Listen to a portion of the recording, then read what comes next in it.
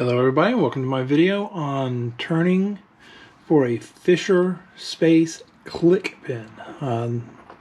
Not their normal model. These are about $50.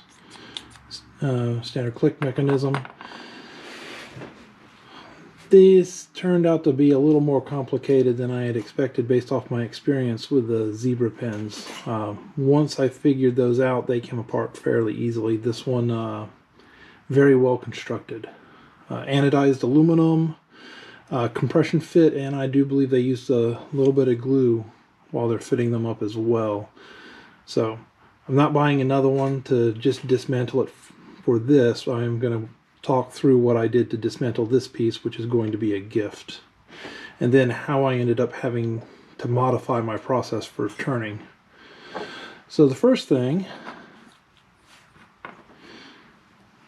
is this piece fits into here, and this cap screws on, and this would be completely compressed. That silver ring would be abutted against this barrel here, and as you can see, the click mechanism and clip portion I was not able to take off, and that's the part that caused me to have to figure out another way of turning for this. So to dismantle, first thing I did is I ended the top here and removed the pin cartridge. I then found a punch that just barely fits inside. A little bit of tolerance up here at the top, but there's actually a restriction further in. This is the largest one I was able to fit into here. If you can see down into there, I don't know if the lighting will cooperate. There we go. The click mechanism is plastic and it's down farther in there. So you're actually going to be using that as the piece you're going to be agitating against. So there is potential of damaging this trying to do this process. I actually wouldn't recommend it.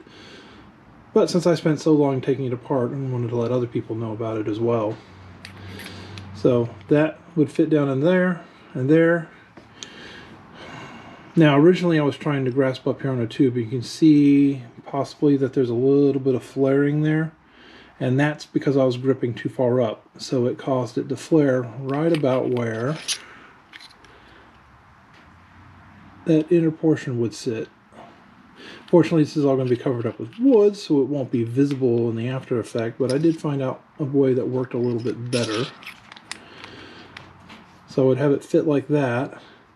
I would use non-marring tools to hold this hex portion here, and then I would beat on this until it agitated free. Something I did find that helped with that, I've got a RYOBI power carver here. I took the tip out, and the way this works is it's not really moving anything until you push down on it, and you can see it actuate, and I was able to use that to for all intents and purposes jackhammer, provide little micro bursts that I think finally loosened that glue and compression enough that it started moving out. Once that was broken free, the soft mallet and the punch, I was able to work this out the rest of the way. Then came this portion. So again, there we go.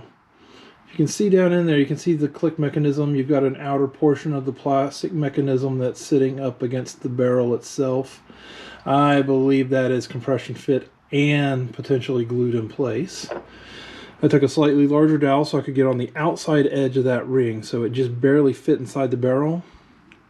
And here, I tried holding in multiple different places. The barrel itself, I did try there. I tried up further here just to see if I can get the top mechanism where the clip is to move out, since it does rotate independently of this little hex section. I had no success. I tried for quite a while. I was unable to get this out, which is the conundrum, because then I can't use this to put the piece of wood on to start turning down. But I had a plan. I turned myself a pin mandrel. You can see it centered so that I can use it with the pin jaws for my vise. There we go. Snug down. I'd use that for centering and let me work off my piece. And as you can see, here's the tube I finished. Now, the brass ends aren't necessarily required. These are just 2 brass flat washers that I cored out and then fit so that I could turn them down and polish them. But you can see, nice snug fit. It flares here a little bit at the end so that it'll get a nice compression grip there. And it's hard to see, but this is actually has a hairline split on it on purpose. I tightened it down without the tube on until it flared slightly. So this would open up as I tighten my tailstock and add grip on this end as well. This one is customized as a gift, which is why I've got that covered up with tape at the moment. But I was able to turn this down. Now, 2 things to consider with working with this is that you have actually 2 lengths you need to take into account. You're going to have to take into account the length of this tube up to where the hex nut up here flares. But you also have to take into account that little silver ring because it is about the same diameter as the barrel when it's flared on there. Now, I was able to get a fit that just perfectly fits on there. I mean, you can turn it in there and it's not going to come out on accident. I don't intend on gluing this on this barrel in case it ever has to get swapped out at some point in time. At this point in time, it's a matter of putting it together and compressing it, which I haven't done yet. And that's going to be lining up. Let me go grab a little bit of tape for underneath here so I don't scratch it.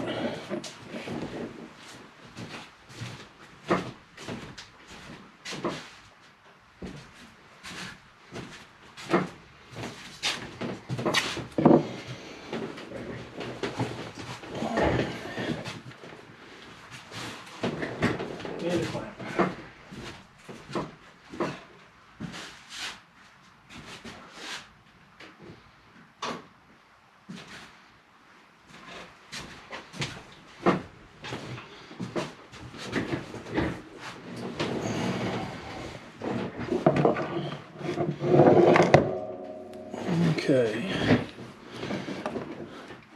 Bear with me for a moment. This is the part where I'm trying to get everything lined up.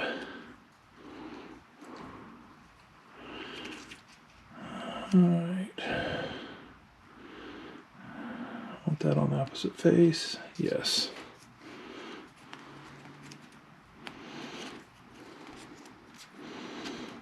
There we go. Get those hexes lined up. Try not to destroy it in the process. Fortunately, super glue finishes, which is what this has on it, are relatively sturdy.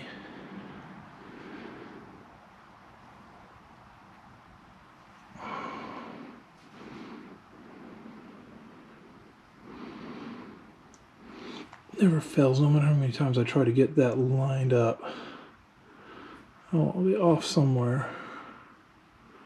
And I can't go by that tape because it's not exactly even as well. That looks good. Clip is on the opposite side of the name.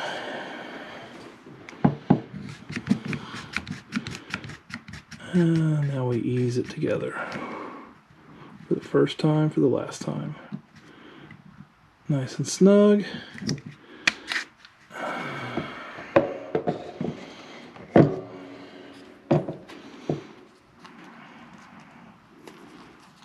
Pull that out. That feels good.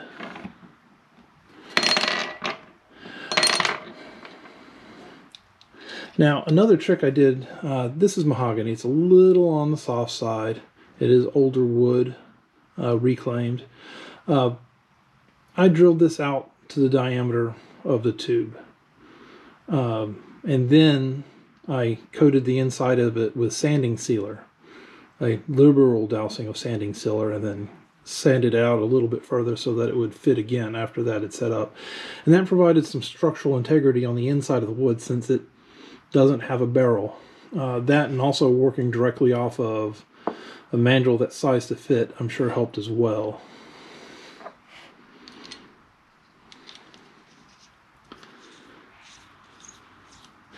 And I was very impressed with this anodized aluminum, because there were a number of times when I thought this stuff was going to mar or scratch during this process as I was learning how to take it apart, and it did not. Like I said, it's about a $50 pen. It is well constructed. I'm impressed with its construction. They're not designed to be taken apart. They're not a pen kit. So what I was doing is most likely avoid any and all warranties associated with it, which is fine. If it breaks for the person who I'm gifting it to, because I didn't glue this in here, I can take it apart again and move that over to a new pen. But you can see nice smooth action. Standard Fisher Space Pen pressurized tube. This is the box it comes in.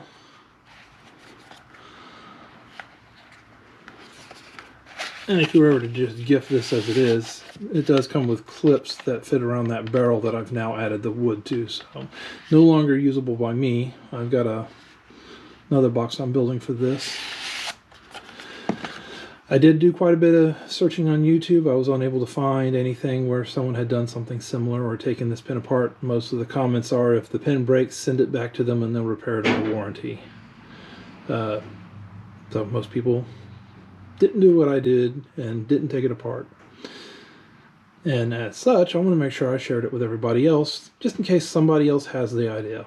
Like I said, if you're planning on doing this, there are going to be risks associated with it. You are quite potentially going to break something. I failed to show it up in the click mechanism as a little adapter, a little white piece that can and does come out if it gets agitated enough. So you've got to be careful not to lose that. There is a spring. The spring for the unit is actually in the tip, at least one of them. I think there is actually a second spring back with a click, but because I couldn't take it apart, I couldn't validate that.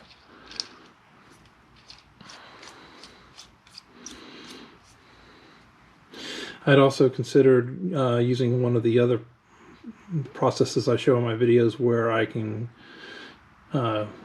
use my wood turning lathe with a router jig to flatten or add decorative features to try and add a hex feature to this.